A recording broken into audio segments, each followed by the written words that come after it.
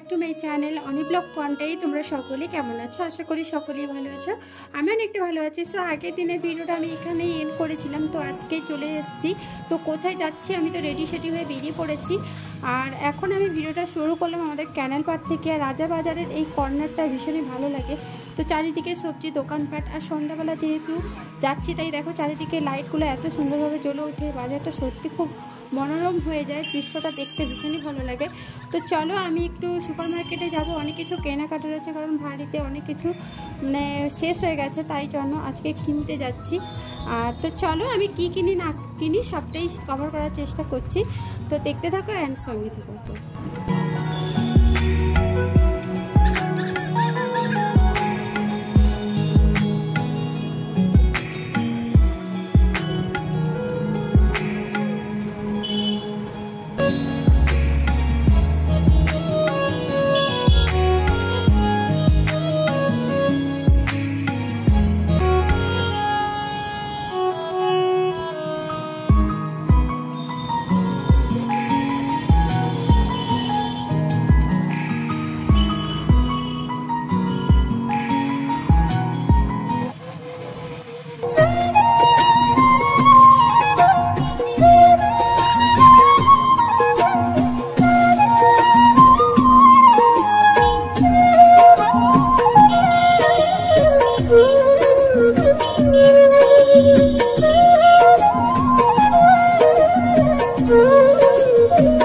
এখন যেহেতু চৈত্র মাস হয়ে গেছে, দেখো প্রায় প্রত্যেকটা দোকানে চৈত্র সেল ছেড়ে দিয়েছে। সব দোকানে নয়, কিছু কিছু দোকানে চৈত্র সেল ছেড়ে দিয়েছে। ভীষণই ভালো লাগছে। যদিও আমার চৈত্র সেলে আজকে কেনাকাটার কিছুই নেই, পরে নেক্সট দিন এলে অবশ্যই আমি কেনাকাটা করব।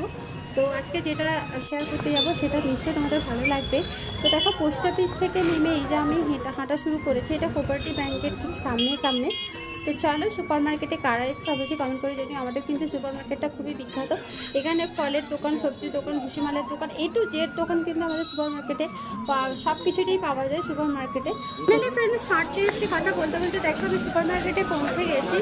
আর এখানে সারিভাবে দেখো কত বড় একটা মার্কেট না, মানে এ টু জেড অ্যাভেলেবেল। তো এখানে সবজি আর ফল তো একদম ফেমাস। তো একটুখানি তোমাদের ঘুরিয়ে দেখিয়ে দিই, তারপরে আসছি কথা বলতে।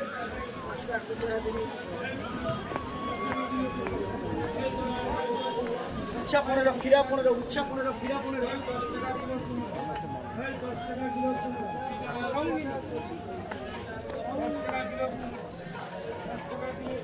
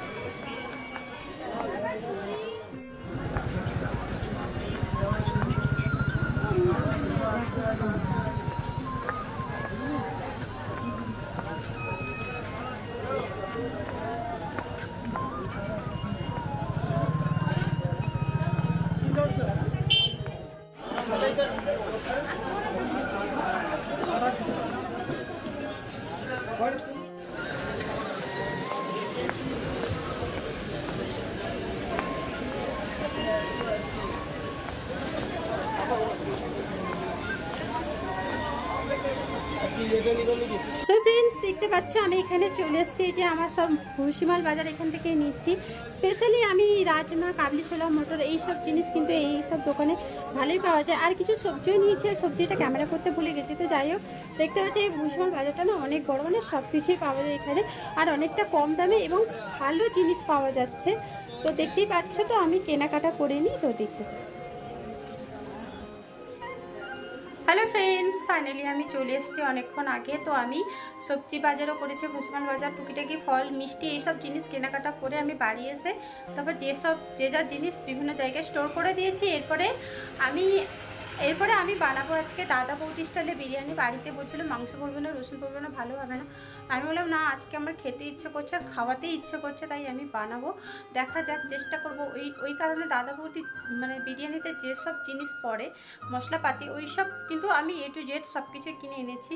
তো আমি আজকে চেষ্টা করব তো দেখা যাক কতটা কি হতে পারে আর কতটা কি তোমাদের শেয়ার করি, কি কি লাগে ওটাও আমি তোমাদের দেখাবো। আর হ্যাঁ, দাদা বৌদি স্টাইলে বিরিয়ানি অ্যাকচুয়ালি আমি অতনু রান্নাঘর ওইখান থেকে আমি কিন্তু শিখেছি। আর অতনু রান্নাঘরে যারা যারা ভিডিও দেখোনি অবশ্যই দেখে আসতে পারো। ওনার রান্নাটা জাস্ট অসাম লাগে, ওনার রান্না দেখলেই জিভে জল চলে আসে আর মনে হয় রান্না করে একবার ট্রাই করা যাক। তো এই কারণে আমি কিন্তু ওনার রান্না দেখেই কিন্তু আমার ইচ্ছে করে এরকমভাবে রান্না করতে। তাই আজকে আমি সমস্ত কিছু গোছগাছ করে নিয়েছি। এরপরে আমি চলো রান্নাটা করি কিভাবে, দাদা বৌদির বিরিয়ানির স্টাইলটা কীভাবে, দাদা বৌদির বিরিয়ানিটা কীভাবে রান্না হয় পুরো প্রসেসটা আমি কিন্তু একদম দেখে নিয়েছি, বারংবার দেখেছি। এরপর আমি বানাবো, তো চলো দেখা যাক। সো ফ্রেন্ডস, এখানে বড় আমি একটা ডেকচি নিয়ে নিয়েছি। এতে দেখো আমি একটু বেশি পরিমাণে সাদা তেল আর সাথে একটু ঘি দিচ্ছি। তো এটা গরম হলে আমি প্রসেসটা অবশ্যই শেয়ার করব। আর হ্যাঁ, তার আগে কিন্তু কাতলা মাছের কালিয়া হয়ে গেছে আর চিংড়ি মাছের মালাইকারি হবে। একটুখানি তোমাদের আমি দেখিয়ে দিচ্ছি, এই মাছেরটা রেসিপিটা হবে একটু বাদে। আর এটা কালিয়া তো করে নিয়েছি। তো এরপরে দেখো তেলটা গরম হয়ে গেছে আর এখানে আমি বেশি পরিমাণে পেঁয়াজ দিচ্ছি, কারণ পেঁয়াজের রসটা বার করতে লাগবে। যেভাবে আমরা বিরিয়ানি বানাই ওটা কিন্তু সম্পূর্ণ আলাদা প্রসেস, তাই নতুনভাবে চেষ্টা করছি, জানি না কেমন টেস্ট হবে। আর হ্যাঁ, এতে যদি চিকেন করতে আরও ভালো লাগতো। যাই হোক, চিকেন তো এখন নেই, বর্তমান যেটা আছে সেটা দিয়ে আমি কাজটা চালাচ্ছি। তো দেখো পেঁয়াজটাকে আমাকে ভেজে নিতে হবে, তাই একটু বেশি পরিমাণে এখানে আমি অয়েলটা ইউজ করছি। তো চলো দেখতে থাকো। আর মাছের রেসিপি দেখাইনি, ওটা তো তোমরা স্বাভাবিক যেভাবে রান্না করো সেভাবে আমিও রান্না করেছি। আর এদিকে দেখো তাওয়াতে আমি এই গোটা গরম মশলা যেটা এক্সট্রা পাওয়া যায় বিরিয়ানির সাথে, ওই মশলাটা আমি গরম তাওয়াতে হালকা ফ্রাই করে নিচ্ছি। তো ওটাকে ফ্রাই করে একটু ফ্রাই করা হয়ে গেলে, একটু ঠান্ডা হয়ে গেলে আমি গ্রাইন্ডারে পেস্ট করে রেখে দেবো। এই মশলাটাই হচ্ছে মেন উপকরণ। তো দেখো আমার পেঁয়াজটা এইভাবে আমার ব্রাউন কালার হয়ে গেছে। তো বেশি কিন্তু আমি লাল লাল করে ভাজবো না, নাহলে পোড়া পোড়া গন্ধ লাগবে। তাই দেখো এটা ব্রাউন কালার অবধি রেখে দিব। আর এখানে পরিমাণটা বলে দিচ্ছি, 1 কেজি চালে তোমার 1/2 লিটার জল থাকবে, এরকম জলটা মেপে দিতে হবে, যেটা পেঁয়াজের রস বলে আর কি। তো আমার প্রায় পেঁয়াজটা দেখো এইভাবে আমার ভাজা ভাজা হয়ে গেছে। তো কারা কারা দাদা বৌদি বিরিয়ানি স্টাইলে বিরিয়ানি বানিয়েছে অবশ্যই আমাকে শেয়ার করো। আর এখানে আমি আলু দিয়ে ফ্রাই করব। তো যাই হোক, তোমরা দেখতে পাচ্ছ পেঁয়াজটা আমার এই পর্যায়ে পর্যন্ত এসে পৌঁছেছে, কালারটা পরপর চেঞ্জ হয়ে গেছে।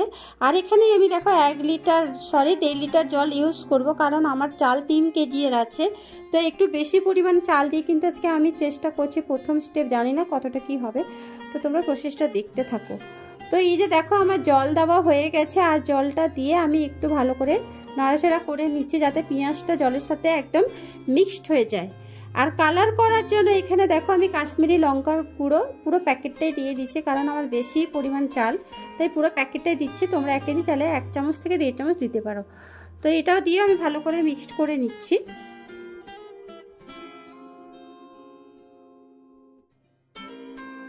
এরপর আমি পরিমাণ মতন হলুদ গুঁড়ো এখানে অ্যাড করে দিচ্ছি, এটাকেও ভালো করে আমি মিক্সড করে নিব। আর হলুদ গুঁড়োটা পরিমাণ মতোই দিতে হবে, বেশি না দিলেও চলবে। তো হ্যাঁ, এখানে কিন্তু আমি লবণটাও অ্যাড করেছি। তো লবণটা আমি এখানে ক্যামেরা করতে ভুলে গেছি।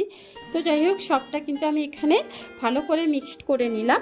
তো এরপরে আমি আলুর দিয়ে যেহেতু বিরিয়ানিটা বানাবো, তাই আলু দেখো কেটে ভালো করে ধুয়ে রেখে দিয়েছিলাম, ওটা একে একে আলুটা অ্যাড করে দিচ্ছি। তো দেখতে থাকো।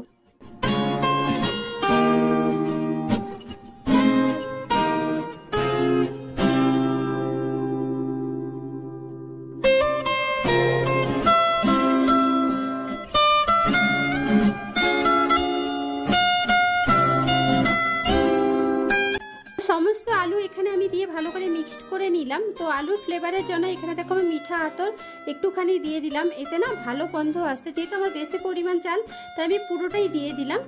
আর দিয়ে দেওয়ার পরে এইখানে আমি যেটা করে রাখবো, এটা হচ্ছে খোয়া ক্ষীর। তো খোয়া ক্ষীর আমি এখানে দেখো দুধের সাথে, এটা গুঁড়ো দুধকে আমি উষ্ণ জলে ভিজিয়ে, তারপর দেখো খোয়া ক্ষীরটা দিয়ে এটাকে আমি ভালো করে ভিজিয়ে রাখছি অনেকক্ষণ। আর খোয়া ক্ষীর দিলে না আরও টেস্ট দ্বিগুণ বেড়ে যায়। তার সাথেও আরেকটা জিনিস আছে, সেটাও আমি ট্রাই করব। তো চলো দেখতে থাকো। আর এদিকে দেখো আমি কালার আনার জন্য বিরিয়ানিতে এই যে দেখো কেশর আমি গরম জলে ভিজিয়ে রাখলাম। এটা তুমি দুধের সাথেও ভিজিয়ে রাখতে পারো। আমি যেহেতু খোয়া ক্ষীর দুধের সাথে মিশেছি তাই আমি জলে সাথে কেশরটাকে ভিজিয়ে রাখলাম। আর এদিকে চালটা সেদ্ধ করার জন্য এই যে কড়াইতে দেখতে পাচ্ছ সমস্ত রকম গোটা গরম মশলা যেটা থাকে সেটা দিয়ে দিয়েছি। আর এদিকে আমার আলুটাও অলমোস্ট সেদ্ধ হয়ে গেছে আর পেঁয়াজ রসটাও বার করা হয়ে গেছে। আর এদিকে দেখো জলটা গরম হতে চালটা দিয়ে দেখো 60% মতন আমার হয়ে যেতে আমি কিন্তু চালটাকে ছাঁকনি দিয়ে ছেঁকে নিয়েছি। তো এরপরে দেখো আমার যেহেতু 3 কেজি চাল আগেই বলেছি তাই আমি বড় কড়াইতে করব, এই হাঁড়িতে ধরবে না। তাই দেখো আমি যে পেঁয়াজের রসটা বার করেছিলাম আলুর সাথে আছে সমস্ত কিছু প্রথমে আমি কড়াইতে আগে দিয়ে দিব। তো এই প্রসেসটাই আমি মানে ফলো করেছি অতনু রান্নাঘর থেকে, তাই এই প্রসেসটা দিয়ে খুবই ইজি মনে হলো তাই এটা দিয়ে আমি শেয়ার করছি।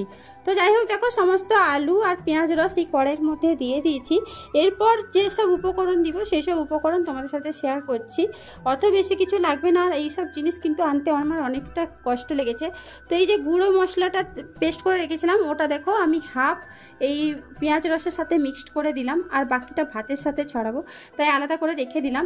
এরপরে দেখতে পাচ্ছ ওটা হচ্ছে আলু বুখারা। আর আলু বুখারাটা খানিকটা দেখো খেজুরের মতন লাগছে, এর টেস্ট আরও দ্বিগুণ হয়ে যায়। দাদা বৌদি বিরিয়ানিতে কিন্তু এই খোয়া ক্ষীর আর আলু বুখারা দেওয়ার জন্য দ্বিগুণ হয় আর এর প্রসেসটা সম্পূর্ণ আলাদা। আমরা নর্মাল যে বিরিয়ানি করি তার থেকে সম্পূর্ণ আলাদা। আর এই আলু বুখারা না পেতে আমার অনেকটা টাইম লেগে গেছে, অনেকটা দূর থেকে কিন্তু এনেছি ফ্রেন্ডস। তো যাই হোক পরে একদিন শেয়ার করব। এরপরে দেখো আমি ভাত প্রথমেই হাফ মতন এখানে আমি মিক্সড করে দিচ্ছি। তোমরা এইভাবে প্রসেসটা করতে পারো। আর আমার হাত ব্যথা হয়ে গেছে এতক্ষণ করতে, সত্যি কথা বলতে পাশে আমাদের ফাংশন হচ্ছিল, আমি যেতেই পারিনি। বিরিয়ানি রান্নার মানে চক্রান্তে না আমি ফেসে গেছি পুরো, আমি কিছুতেই এখান থেকে ছেড়ে যেতে পারিনি। আর বিরিয়ানি তো টাইম টু টাইম করতে লাগে, তোমরা যারা বানাও তারা জানো, অনেকটা টাইম লেগে গেছিলো এই প্রসেসটা বানাতে। তো আমার এদিকেও মনটা খারাপ হচ্ছে, আমি যেতে পারছি না, প্রোগ্রাম অ্যাটেন্ড করতে পারছি না।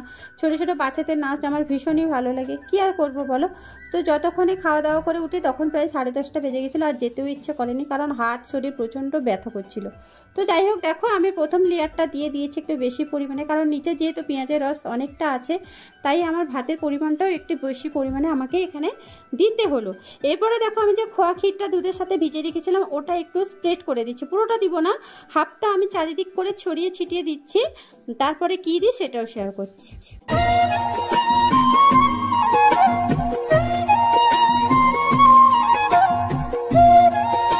এরপর আবার একটা লেয়ার দেব ভাতের, তো সেটাও একটুখানি দেখাচ্ছি। তো এই লেয়ারটা দেওয়ার পরে এই যে দেখো আমি যে কেশর জল বানিয়ে রেখেছিলাম ওতে আমি মিঠা আতর, গোলাপ জল আর কেওড়া জল মিক্সড করে দিয়েছি। তো কেওড়া জল আর গোলাপ জলটা ক্যামেরা করতে ভুলে গেছি। তো যাই হোক এবার এর লাস্টে মিঠা আতরটা দিলাম, ওটাও আমি দেখো ভাতের সাথে ভালো করে সুন্দরভাবে ছড়িয়ে দিব। আর হ্যাঁ পেঁয়াজের রসের সাথে না আমি কাজু বাদামটাও অ্যাড করেছিলাম, ওটাও আমার ক্যামেরা করতে ভুলে গেছি। তো একা হাতে না সব কিছু করতে হিমশিম খেয়ে যাচ্ছিলাম। তো যাই হোক দেখো প্রথমে যে গুঁড়ো মশলাটা পেস্ট করে রেখেছিলাম ওই মশলাটা আমি প্রথমে দিয়ে দিলাম, দেন আমি এর উপরে দিব সেই খোয়া ক্ষীরটা যে ছিল ওই খোয়া ক্ষীরটা দিয়ে দিব।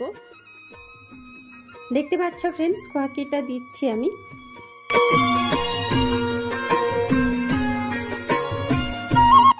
খোয়া ক্ষীর দেওয়া হয়ে গেলে পুরোটা এরপরে দেখো এই যে আমি যে মিঠা আতর, কেশর জল, গোলাপ জল আর কেশর জল বানিয়ে রেখেছিলাম ওটাও আমি দেখো সম্পূর্ণ পুরো উপর থেকে আমি ছড়িয়ে ছিটিয়ে দিয়ে দিচ্ছি। তো এরপরে আমি কিন্তু আটা মাখিয়ে রেখেছি, ওটাকে আমি স্টিম করার জন্য একটা ওর মাপ অনুযায়ী একটা ঢাকনা আছে ওটা দিব। আর হ্যাঁ শেষে কিন্তু আমি একটু বেশি পরিমাণে ঘি অ্যাড করেছি। তো এখন থেকেই মোমো করে উঠছে গোটা বিরিয়ানিটা, গোটা ঘরটাই বিরিয়ানি গন্ধ উঠছে। তো যাই হোক আমি এখানে কিন্তু পুরো ঘিটাই দিয়ে দিয়েছি, আর যত পরিমাণে ঘি দিও তত পরিমাণ টেস্টটা বাড়ে। তো যাই হোক দেখতে পেলে আমি পুরোটাই ঢেলে দিয়েছি, এখানে 50 গ্রাম ওজনের ঘি ছিল। তো যাই হোক আমি পুরোটাই দিয়ে দিয়েছি। তো এরপরে দেখো আমি স্টিমে বসে দিয়েছি এই যে একটা ছোট পাত্রে অল্প পরিমাণে জল দিয়ে এই যে বিরিয়ানির কড়াইটা আর আটা দিয়ে আমি মুখটাকে পুরো সিল্ড করে দিয়েছি। তো প্রথমে আমি হাই ফ্লেমে 10 মিনিট, দেন লো ফ্লেমে 15 মিনিট, তারপরে অফ করে 20 মিনিট রেখে তারপর ঢাকনাটা খুলেছি। দেখতে পাচ্ছ ফ্রেন্ডস স্ট্রাকচারটা জাস্ট ওয়াও লাগছে। এই যে আমি লেয়ারটা একদম নিচ থেকে তুলে তোমাদের দেখাচ্ছি, আলুটা বের করেছি। তো এটাকে পুরোভাবে মিক্সড করে এরপরে খাওয়া দাওয়া করে নিব। সো ফ্রেন্ডস সমস্ত ভাত উপকরণ মিক্সড করে এই যে লাস্ট পর্যায়ে দেখতে পাচ্ছ এইরকম হয়েছে। আর ডেকোরেশনের জন্য আমি এখানে শসা, লেবু আর পেঁয়াজ স্লাইস করে সাইড করে রেখে দিয়েছি।